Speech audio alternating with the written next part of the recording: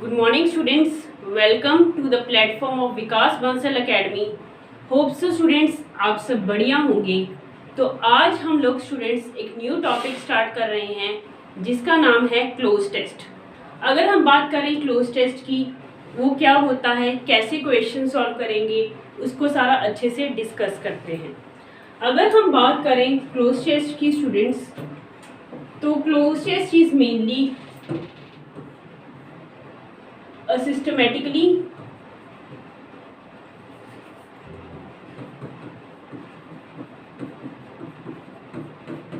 removed word from the passage।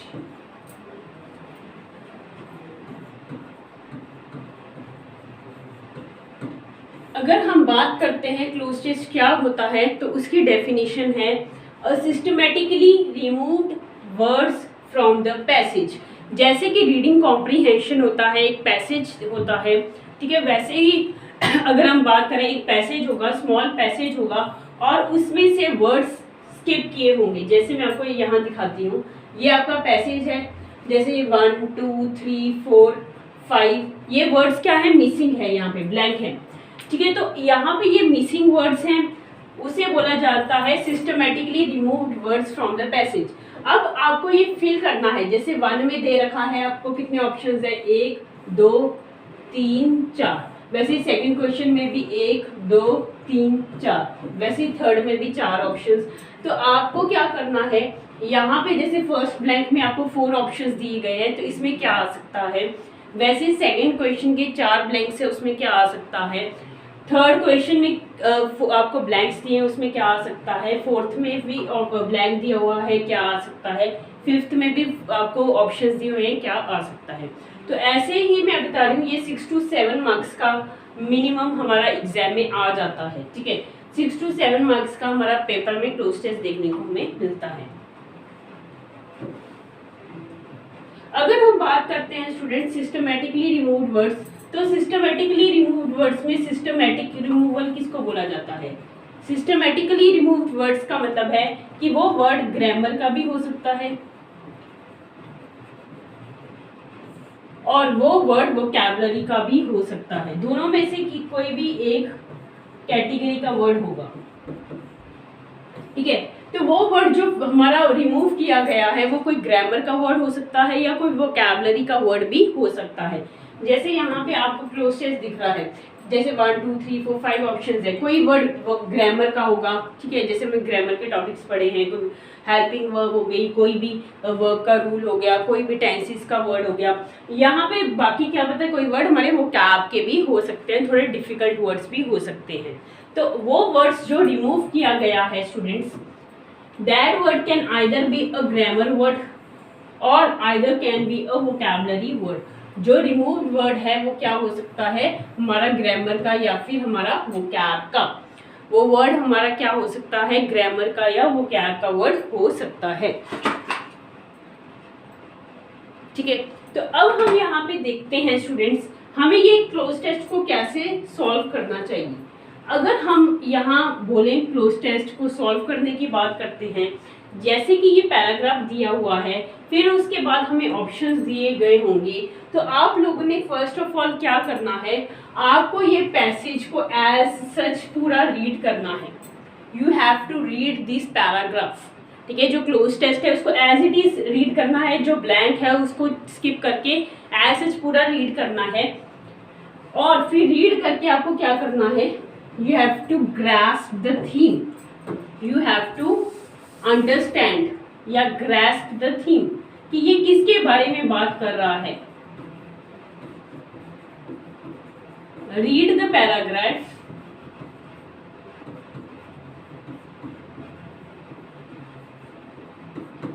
and grasp the theme। सबसे पहले आप लोग ये पैराग्राफ को रीड आउट करेंगे और इस थीम को पहचानेंगे ये किसके बारे में है। फिर आप लोग क्या करोगे, सेकंड में आप ऑप्शंस रीड करोगे एक बार, ठीक है। यहाँ पे ऑप्शंस रीड करोगे, सारे के सारे ब्लैंक्स के एक बार ऑप्शंस रीड करो, रीड द ऑप्शंस।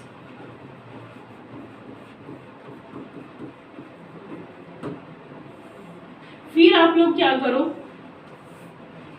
फिर आप लोग क्या करोगे, ऑप्शंस रीड करने के बाद आप लोग ये जो हमारा क्लोज टेस्ट है, समटाइम्स स्टूडेंट्स जो कई वर्ड्स ग्रामर के होते हैं, कई हमारे वोकैब के होते हैं, पहले ग्रामर वाले ऑप्शंस को सॉल्व करने की कोशिश करो, ताकि जब हमारे ग्रामर के ऑप्शंस, फॉर एग्जांपल फोर्थ वाला ग्रामर का ऑप्शन है, सेकंड वाला ग्रामर का है, आपने ये फिल कर दिया, ये आपको पहला जैसे यहाँ पे दिया हुआ ये वर्ड्स हमें समझ नहीं आ रहे, ये हमारे सपोज वो कैब के वर्ड हैं, तो आपका तुम 2 और 4 ऑप्शंस को फिल कर दो ग्रामर अगर है। जितने ज़्यादा हमारा पैसेज भरा होगा उतने ज़्यादा हमें अंडरस्टैंडिंग बैठने लग जाएगी।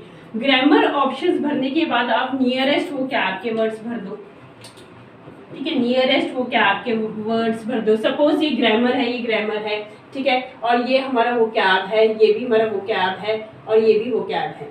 तो आप क्या करो, आपने ये ग्रामर भर दिया तो नियरेस्ट वो कैब का वर्ड भरो फिर, ठीक है, क्योंकि ग्रामर करने के बाद नियरेस्ट वो कैब कर दिया, ये वो कैब कर दिया, फिर उसके बाद जो रिमेनिंग वर्ड्स को फिल कर दो।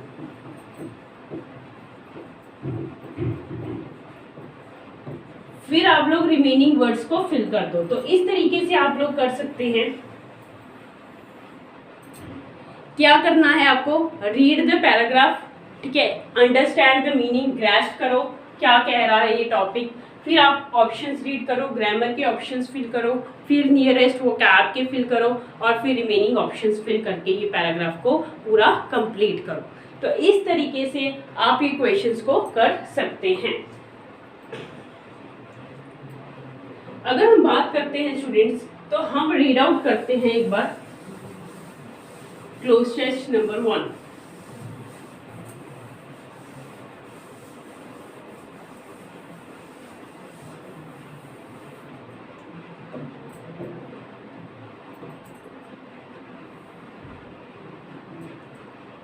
ये देखिए, रीड आउट कीजिए एक बार, सभी पॉज करके रीड आउट कीजिए।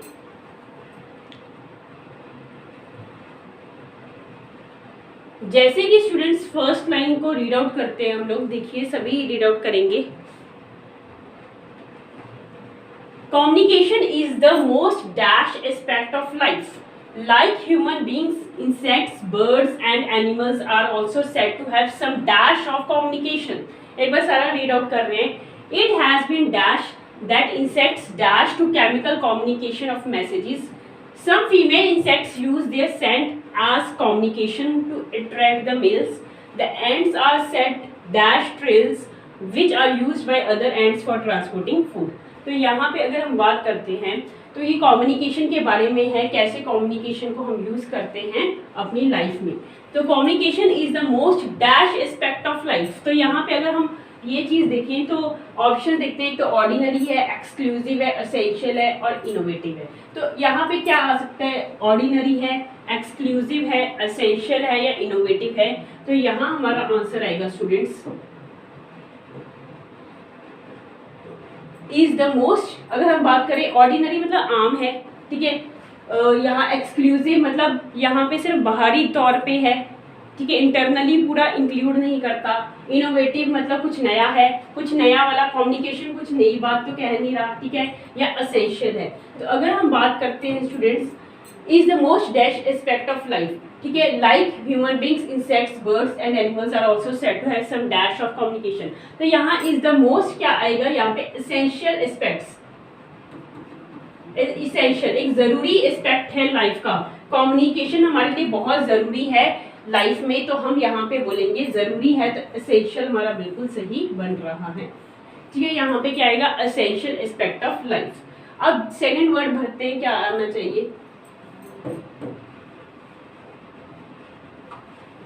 like human beings, insects, birds and animals are also said to have some dash of communication, ठीक है, like human beings, insect, birds and animals are also said to have some dash of communication। तो human beings की तरह insects, birds इन सब के पास भी क्या है, dash of communication, system of communication, plan of communication, proof of communication या attempts of communication।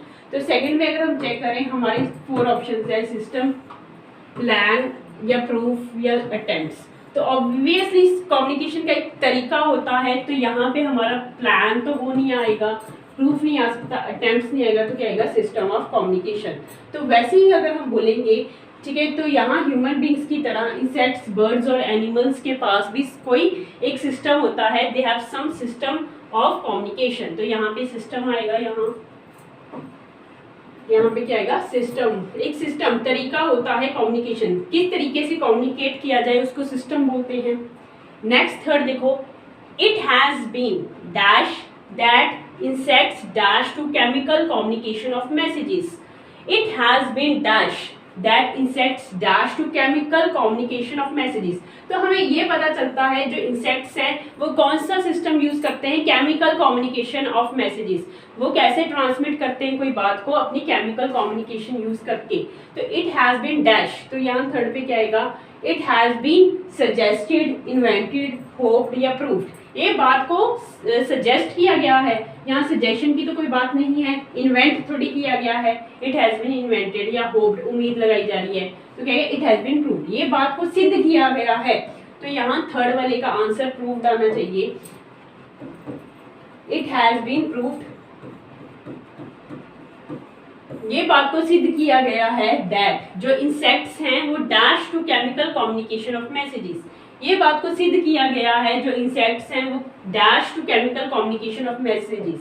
तो वो क्या करते हैं, दे वांट, यहाँ पे क्या आएगा, it has been said that insects dash to chemical communication of messages. They want या रिजॉर्ट या अटेम्प्ट या प्लीज्ड।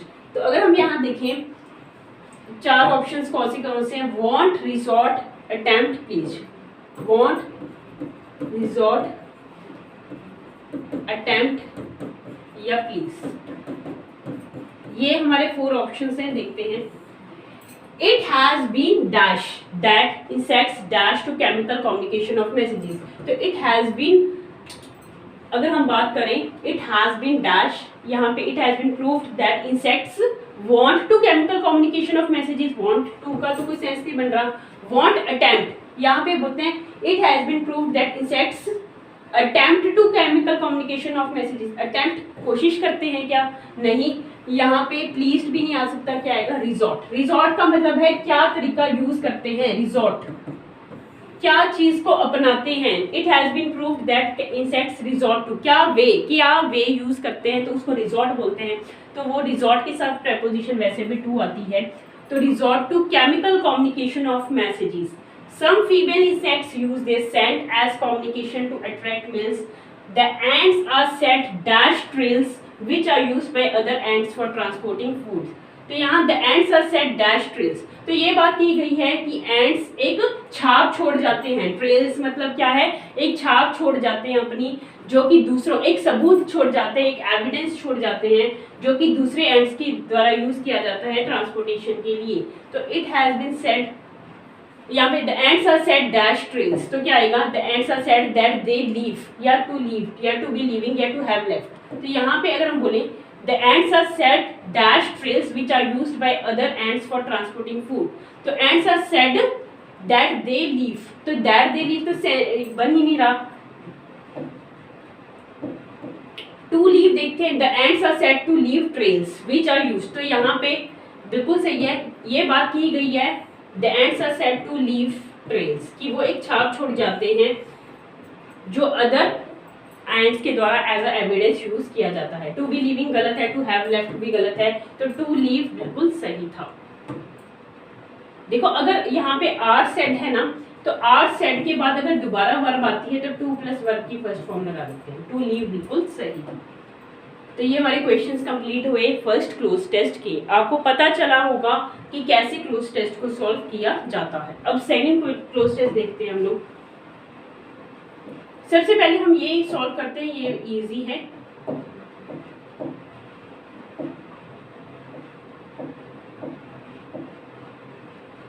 यहाँ पे ये क्लोज टेस्ट करते हैं एक बार, ताकि आप लोग कर सको। एक बार रीड आउट कीजिए ये सारी लाइंस को, सभी रीड आउट करेंगे।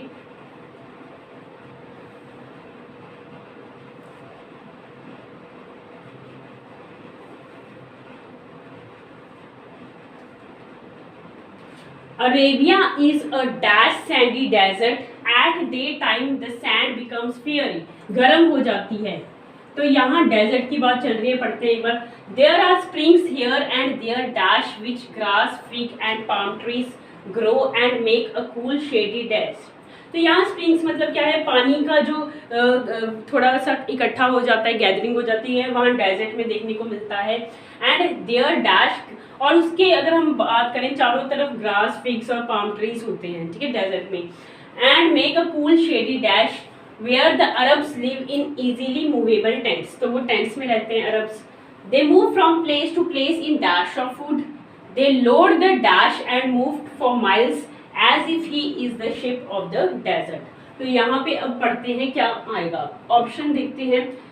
तो यहाँ पे Arabia is a dash sandy desert. अगर डेजर्ट कैसा है तो हम क्या वर्ड यूज कर सकते हैं कि डेजर्ट नैरो होगा, वास्ट होगा, ग्रेट होगा या ब्रॉड होगा। नैरो मतलब ब्रॉड का ऑपोजिट होता है, ब्रॉड मतलब चौड़ा, नैरो मतलब क्या है, पतला।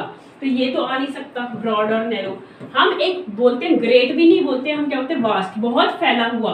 तो यहाँ पे क्या बोला जाएगा, Arabia is a vast sandy desert, मतलब बहुत फैला हुआ। डेजर्ट की जब बताते हैं ना खासियत, तो वो फैलने की तरीके से बताते हैं कि डेजर्ट कितना फैला हुआ है। तो यहाँ पे क्या आएगा, वास्ट।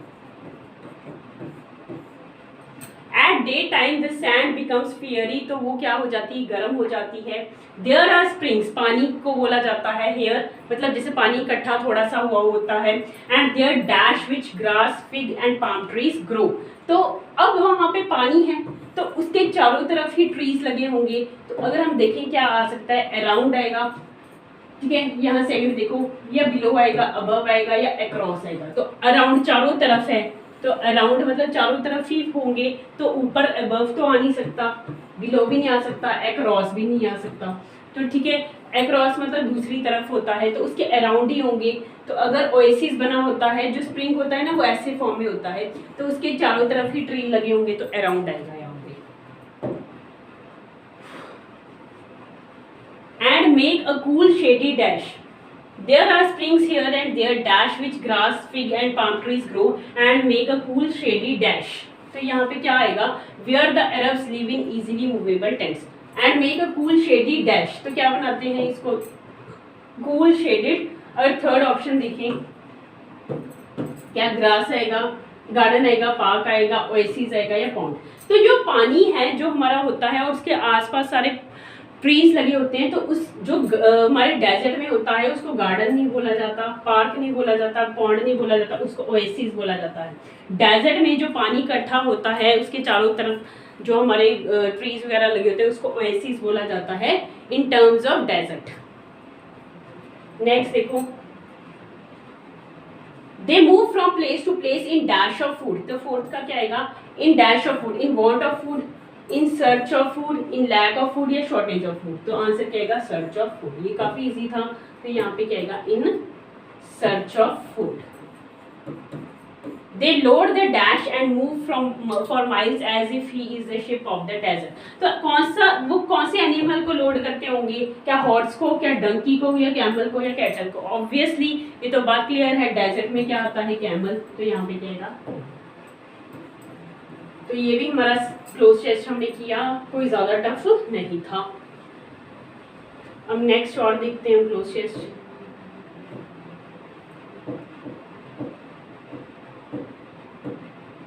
ये क्लोज टेस्ट देखते हैं हम, सेकंड वाला एक बार रीड आउट करें सभी अच्छे से।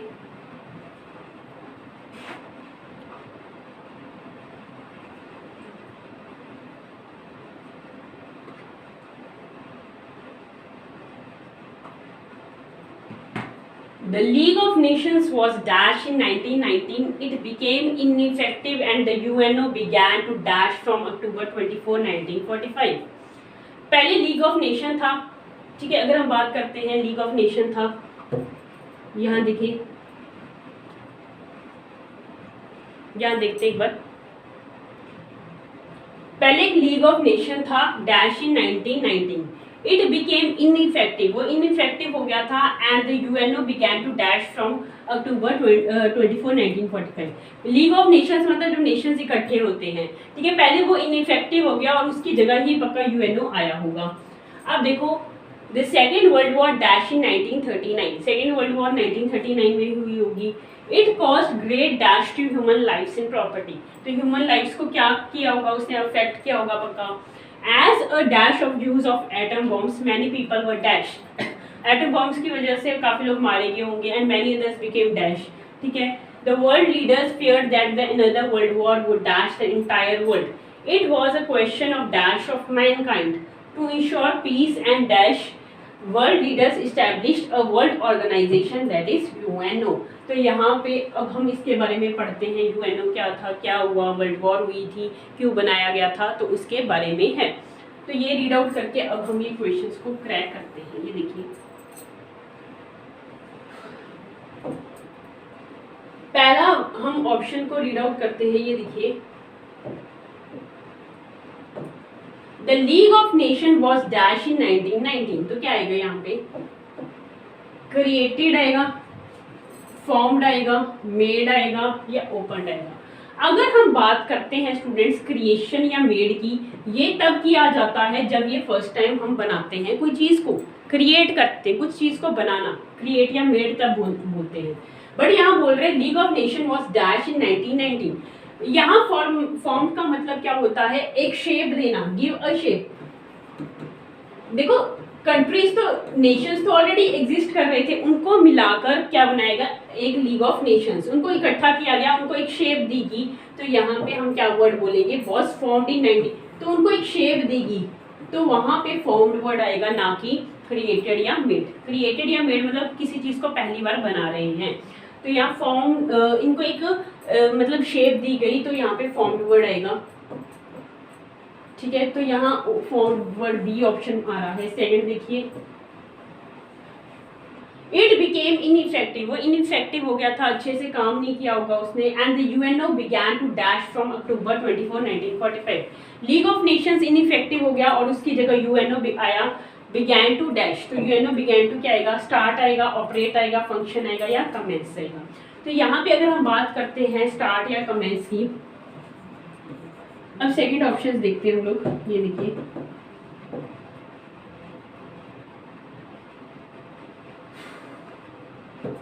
अब यहाँ स्टार्ट आएगा या ऑपरेट आएगा या फंक्शन आएगा या कमेंस आएगा, ये वर्ड्स हैं। यहाँ देखो, it became ineffective and UNO began to dash. Began का मतलब क्या होता है, स्टार्ट करना ही। बिगैन टू स्टार्ट, क्या हम बोल सकते हैं, या स्टार्टेड या बिगैन एक ही बात होगी ना। तो स्टार्ट करना, बिगैन टू स्टार्ट तो हम बोल नहीं सकते, या बिगैन टू हम कमेंस का मतलब भी स्टार्ट होता है, ये भी नहीं आ सकता।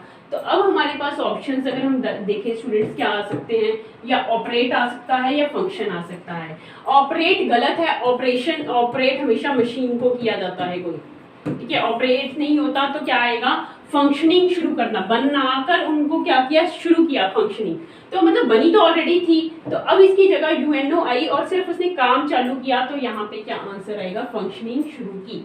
ठीक है, लीग ऑफ नेशंस की जगह जब यूएनओ आई तो उसने फंक्शनिंग को शुरू किया, तो यहाँ पे फंक्शनिंग वर्ड आएगा, फंक्शन करना।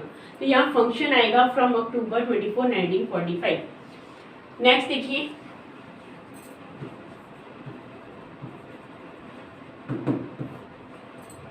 The second world war dash in 1939। तो सेकेंड वर्ल्ड वॉर क्या हुई थी 1935 में, broke in, broke out, broke into, broke up. Students ये फ्रेजल वर्ब्स हैं, जैसे मैंने बोला था वर्ब के साथ प्रेपोजिशन लगा के डिफरेंट वर्ब फ्रेजल वर्ब्स बन जाते हैं। तो ब्रेक आउट का मतलब क्या होता है, सडनली स्प्रेड ऑफ डिजीज और वॉर, कोई लड़ाई का छिड़ना या कोई बीमारी का फैलना, जैसे कोरोना वायरस है, ठीक है, वो फैला, ब्रेकआउट अचानक फैलना। ब्रेक इनटू, ब्रेक इनटू मतलब तोड़ के अंदर घुसना। टू एंटर फोर्सफुली, कोई चोर अंदर घुस जाए वहां यूज करते हैं break into. Breakup, broke up second form है ब्रेकअप की। ब्रोकअप का मतलब रिलेशनशिप का एंड होना, end of relationship. Break in का मतलब है कोई इंटरप्ट कर रहा है दो जनों के बीच में आके, वहां ब्रेक इन यूज करते हैं। तो ब्रेकआउट का मतलब था suddenly spread of any disease और वॉर। ब्रेक इनटू मतलब to enter forcefully. Break up मतलब एंड ऑफ रिलेशनशिप। तो अगर हम यहाँ देखें हम the second world war dash in 1939। तो थर्ड में अगर हम देखें क्या आना चाहिए, चेक कीजिए सभी। अगर हम बात करते हैं, हाँ जी स्टूडेंट्स, तो जैसे कि हम देख पा रहे हैं, तो यहाँ पे क्या आना चाहिए, the second world war broke out आएगा हमारा, क्योंकि ब्रेकआउट का मतलब है suddenly spread of any disease और वॉर, कोई लड़ाई का छिड़ना, कोई बीमारी का फैलना। ब्रेक इनटू मतलब to enter forcefully, breakup end of relationship और ब्रेक इन इंटरप्ट करना। तो यहाँ अगर हम बात करें the second world war broke out in 1935, तो लड़ाई छिड़ी, तो 1939 में लड़ाई छिड़ी, तो हम क्या बोलेंगे, ब्रेकआउट। नेक्स्ट देखिए, it cause great dash to human lifes and property, तो इसने क्या किया, it cause great dash to human lifes, तो ह्यूमन लाइफ्स को क्या किया यहाँ पे, इट कॉज ग्रेट, अगर बात करें रिजल्ट या कॉज या सॉरी यहाँ फोर्थ वाला बन रहा था, it cause great wastage, calamity, loss या डिस्टर्बेंस, तो ये 4 वर्ड्स बन रहे हैं फोर्थ ऑप्शन में, चेक करो क्या आएगा। It cause great dash to human life and property, तो ह्यूमन लाइफ और प्रॉपर्टी की क्या वेस्टेज हो सकती है, क्या ह्यूमन, देखो प्रॉपर्टी की तो वेस्टेज हो सकती है, बट यहाँ पे इन्होंने ये बोला है ना, it cause great dash to human life, तो ह्यूमन लाइफ कभी वेस्ट थोड़ी होती है, तो ये तो गलत है। यहाँ पे कैलेमिटी नहीं आएगा, ये तो डिजास्टर्स के लिए यूज करते हैं। और लॉस आ सकता है, लॉस लाइफ का भी हो सकता है, प्रॉपर्टी का भी हो सकता है। डिस्टर्बेंस सिर्फ क्या होता है, लॉस और मतलब यहाँ प्रॉपर्टी का कभी डिस्टर्बेंस नहीं होता, तो यहाँ पे क्या आएगा, लॉस। तो यहाँ आएगा एज अ, यहाँ पे आएगा it cause great loss to human lifes and property, great loss to human lifes and property. Next देखिए, as a dash of use of atom bombs many people were dash, तो as a fifth का देखें, result, as a cause, as a reason, as a matter, तो आपको पता है ये phrase ही हुआ, एज अ रिजल्ट बोला जाता है हमेशा, as a result, as a result of use of atom bombs, as a result of use of atom bombs many people were dash and many others became dash, काफी लोग मारे गए होंगे, काफी जख्मी हो गए होंगे, ये फ्रेज तो हम बोलते हैं ना, बहुत लोग मारे गए और काफी जख्मी हो गए, तो देखते हैं क्या बन सकता है, एज अ रिजल्ट, फिफ्थ वाला as a result of use of atom bombs many people were dash, sixth वाला देखते हैं क्या आएगा, मैनी पीपल वर डिस्ट्रॉयड, लोग डिस्ट्रॉय थोड़ी होते हैं, किल्ड बिल्कुल सही होना चाहिए था, म्यूटिलेशन हमेशा मारा जाना होता है, वो एनिमल्स के लिए होता है, तो यहाँ डिसेबल्ड नहीं आएगा, क्योंकि हम ऐसे बोलेंगे ना काफी लोग मारे गए, और सेवंथ में हो सकता है काफी हम काफी डिसेबल हो गए, तो अब यहाँ पे देखते हैं मैनी पीपल वर किल्ड, यहाँ देखो as a result of use of atom bombs many people were killed, तो यहाँ किल्ड आएगा, बिल्कुल सही है। एंड मैनी बिकेम डैश, तो काफी अपंग हो गए, जिसको हम बोलते हैं अपाहिज हो गए, तो अपाहिज के लिए हम क्या बोलेंगे, सेवंथ में डिसेबल्ड या डिसएडवांटेज तो नहीं आ सकता, अनफिट, अनफिट तो खाने पीने से होता है, ये भी नहीं आ सकता, या हैंडीकैप। अब डिसेबल्ड आएगा या हैंडीकैप, ये देखते हैं सेवंथ में, सेवंथ में देखो एंड मैनी अदर्स डैश, तो यहाँ पे क्या आएगा, डिसेबल्ड आएगा या हैंडीकैप्ड आएगा,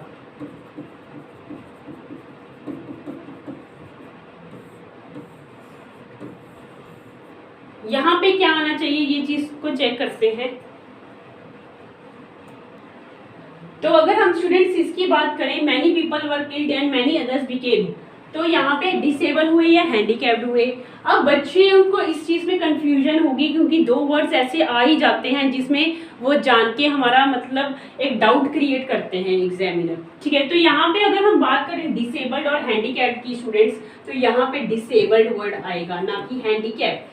दोनों में क्या डिफरेंस है, अगर हम बात करते हैं हैंडीकैप्ड स्टूडेंट्स बाय बर्थ होता है, हैंडीकैप बाय बर्थ होता है, बाय बर्थ कोई चीज़, कोई अपंग होता है, किसी के हाथ नहीं होते, किसी के कान नहीं होते, किसी के पैर नहीं होते, बाय बर्थ होता है, किसी को बाय बर्थ सुनता नहीं है। और डिसेबल्ड बाद में होता है, डिसेबल्ड लाइफ में बाद में कोई एक्सीडेंट कारण डिसेबल हो गया, कोई वॉर में लड़ने के कारण हो गया, तो यहाँ लोग बाद में बात कर रहे हैं, पहले तो वो ठीक थे but later on life by birth वो ठीक थे और बाद में वो उनका कोई अंग चला गया या कोई अपाहिज हुए, तो वहाँ हम डिसेबल्ड वर्ड यूज करते हैं। तो यहाँ पे क्या आएगा, many people were killed and many others became disabled. आगे देखो, the world leaders feared that another world war would dash the entire world, लोग जो लीडर्स थे वो डर रहे थे कि another world war would dash the entire world, तो जो अगली जंग होगी वो सारे दुनिया को क्या कर देगी। तो 8 का देखो क्या आ सकता है, पेरिश आएगा, डिमोलिश आएगा, जियोपैडाइज आएगा या डिस्ट्रॉय आएगा। अगर हम बात करें पेरिश, ये हमेशा पेरिश किस खराब होना होता है, और ये पेरिश किस चीज़ के लिए यूज़ करते हैं, फ्रूट्स एंड वेजिटेबल्स। डिमोलिश तोड़ना होता है और इसको बिल्डिंग के लिए यूज किया जाता है, डिमोलिश ऑफ बिल्डिंग। जियोपैडाइज मतलब एट रिस्क, और यहाँ डिस्ट्रॉय मतलब खत्म करना, तो आंसर हमारा डिस्ट्रॉय ही लग रहा है। चेक करते हैं। The world leaders feared that another world war would destroy the entire world. तो another world war जो छिड़ेगी वो खत्म कर देगी, पूरी दुनिया को खत्म कर देगी। डिस्ट्रॉय वर्ड बिल्कुल सही है, ठीक है। It was a question of dash of Mankind, ये क्वेश्चन किस पे उठ रहा था, मैनकाइंड की डैश पे। तो मैनकाइंड की क्या आएगी यहाँ पे, मैनकाइंड की कॉन्टिन्यूटी आएगी, सर्वाइवल आएगा, प्रेजेंस आएगा या एग्जिस्टेंस। ये क्वेश्चन उठ रहा था, मैनकाइंड की कॉन्टिन्यूटी थोड़ी बन सकता है, ना ही प्रेजेंस बन सकता है। ये सवाल था मैनकाइंड की एग्जिस्टेंस पे या मैनकाइंड की सर्वाइवल पे। तो अगर हम बात करते हैं स्टूडेंट्स, तो सर्वाइवल और एग्जिस्टेंस में क्या आना चाहिए, चेक करते हैं। It was a question of, क्या आएगा बच्चों, एग्जिस्टेंस ऑफ मैनकाइंड या सर्वाइवल। तो यहाँ पे स्टूडेंट्स हम बोलेंगे it was a question of the survival of Mankind. यहाँ पे क्वेश्चन क्या, यहाँ पे क्या आएगा, it was a question of survival of Mankind. तो अगर हम यहाँ बात करें, देखो एग्जिस्टेंस ये होता है कि दुनिया रहेगी या नहीं, ठीक है, एग्जिस्ट करेगी या नहीं, हम लगा ही नहीं सकते, क्योंकि वर्ल्ड वॉर के बाद ऐसे थोड़ी दुनिया खत्म ही हो जाएगी, तबाह हो जाएगी, दुनिया तो चलती रहेगी, ठीक है। वर्ल्ड वॉर अभी के बाद अभी तो दुनिया चल ही रही है। तो यहाँ पे क्वेश्चन था कि कौन कौन सर्वाइव कर पाएगा, question of survival of Mankind आएगा। तो यहाँ पे से ये सही है, एग्जिस्टेंस गलत है। It was a question of survival of mankind. तो अगला देखिए, to ensure peace and dash, the world leaders established a world organization, the UN. तो शांति और डैश बनाने के लिए वर्ल्ड लीडर्स ने ही इस्टेब्लिश किया था यूएनओ। तो पीस एंड डैश क्या आएगा 10th को, पीस एंड ट्रैंक्विलिटी। ट्रैंक्विलिटी का मतलब है शांति, तो पीस का मतलब भी शांति था, तो ये डराने की जरूरत ही नहीं है। पीस एंड सिक्योरिटी, तो यहाँ पे पीस एंड सिक्योरिटी आएगा, पीस एंड सेफ्टी आएगा या पीस एंड ऑर्डर आएगा। लॉ एंड ऑर्डर होता है स्टूडेंट्स, पीस एंड ऑर्डर कभी नहीं होता, ठीक है। लॉ एंड ऑर्डर होता है, पीस एंड ऑर्डर कभी नहीं होता, ठीक है। नेक्स्ट क्या क्या आना चाहिए, सेफ्टी आएगा या सिक्योरिटी आएगा। देखो यहाँ देखते हैं हम, to ensure peace and dash, तो यहाँ पे पीस एंड, यहाँ पे अगर हम बात करें पीस एंड, तो यहाँ हमारा पीस एंड यहाँ पे सेफ्टी आएगा या सिक्योरिटी आएगा। तो यहाँ स्टूडेंट्स अगर हम बात करें सिक्योरिटी आएगा, क्योंकि हम कंट्री लेवल पे इस्टेब्लिश करना चाहते हैं। सेफ्टी इंडिविजुअल लेवल पे होता है, ठीक है, एक पर्टिकुलर पर्सन की सेफ्टी। सिक्योरिटी पूरी कंट्री लेवल पे होता है, तो यहाँ पे हमारा सिक्योरिटी आना चाहिए। To ensure peace and security, पूरी कंट्री की सिक्योरिटी के लिए The world leaders establish a world organization that is UNO। तो ये हमारा क्लोज टेस्ट यहाँ पे कंप्लीट हुआ। ये सेकंड हमने कर दिया डिस्कस। ये डिस्कस कर लेते हैं एक और क्लोज टेस्ट।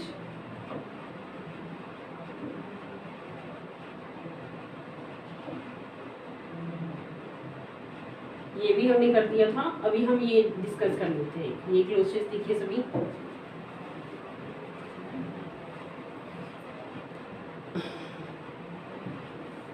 ये देखते हैं सभी, ये एक बार रीड आउट कीजिए सभी।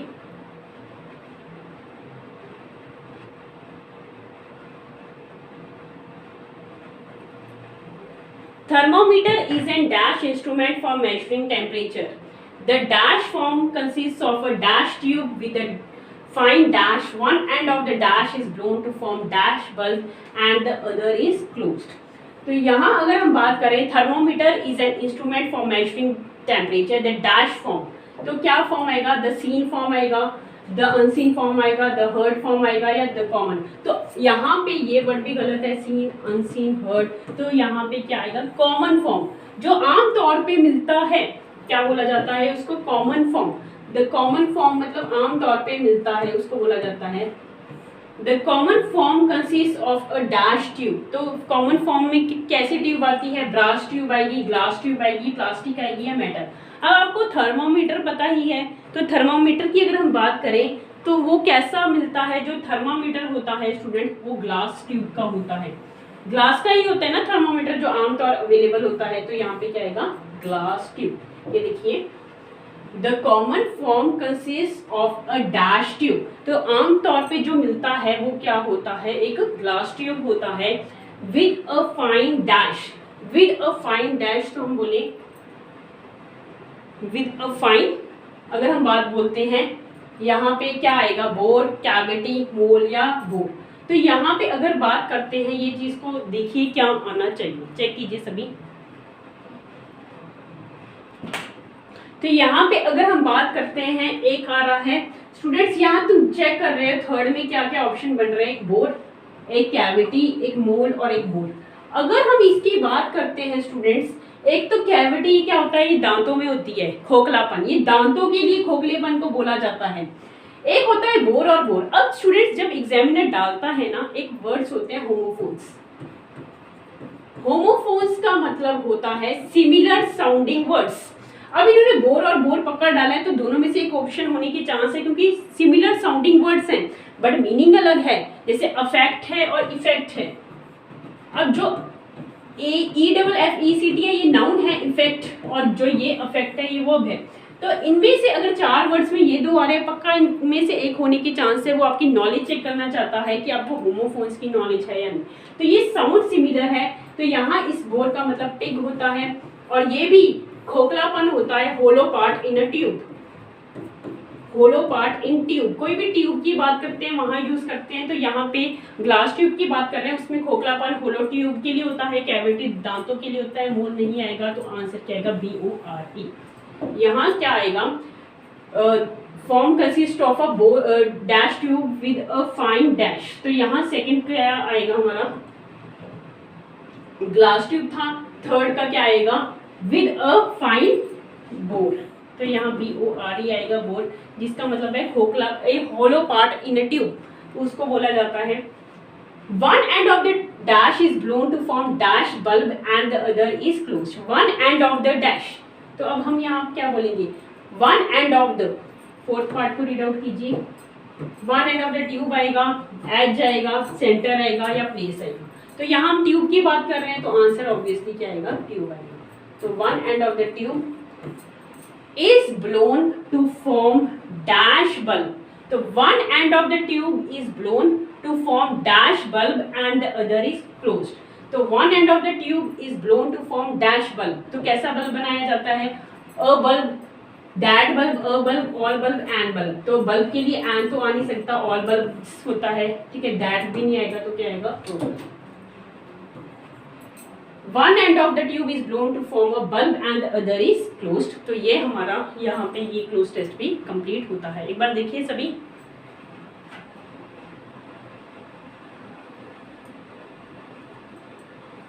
तो स्टूडेंट्स, मैंने आपको ये चीज़ करवाई है क्लोज टेस्ट में। एक ये पैसेज होता है जिसमें हमारे क्या है, सिस्टमेटिकली रिमूव्ड वर्ड्स होते हैं, चाहे वो ग्रामर के हैं चाहे वो कैप के वर्ड्स हैं, तो वो फिल करके आपको ये कंप्लीट करना होता है क्लोज टेस्ट। तो ये ज़्यादा टफ नहीं होता, इसको अच्छे से रीडिंग करते जाओगे तो आपकी प्रैक्टिस बनती जाएगी, ठीक है। और इसको इस पे कमांड बनाओगे तो आपको ये टॉपिक काफ़ी इंटरेस्टिंग लगेगा, ठीक है। जितनी ज़्यादा रीडिंग करोगे अच्छे से, जितनी अच्छे से रीडिंग करोगे उतना ही ये टॉपिक आपको आसान लगता जाएगा। इसमें मेनली प्रैक्टिस है। हमने आज काफ़ी क्लोज टेस्ट प्रैक्टिस किए हैं, आपको शीट दी जाएगी, आप लोगों ने खुद सॉल्व करना है ताकि आप लोगों की कमांड बन सके। तो आज की क्लास आपकी यहीं तक है। होप सो सारे कंसेप्ट समझ आ गए होंगे। Thank you.